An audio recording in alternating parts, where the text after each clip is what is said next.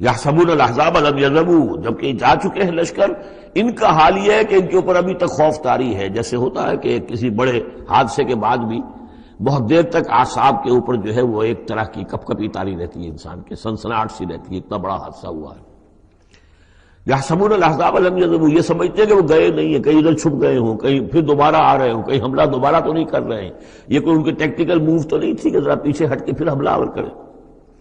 یحسبون الاحزاب لم یذهبوا، یہ سمجھتے ہیں کہ وہ لشکر گئے نہیں ہیں.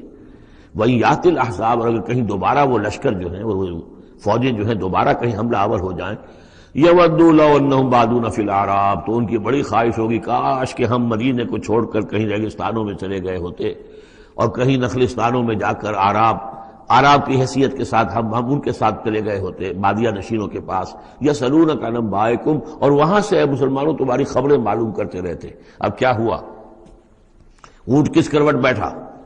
وَلَوْ كَانُوا فِيكُمْ مَا قَاتَلُوا إِلَّا قَلِيلًا، اور اگر یہ تمہارے درمیان موجود بھی رہے تو قتال میں تو حصہ نہیں وہ لیتے مگر شاس دکھانے کے لیے، خانہ پوری جسے ہم کہتے ہیں. اب ایک کردار تو یہ ہے جو سامنے آ گیا.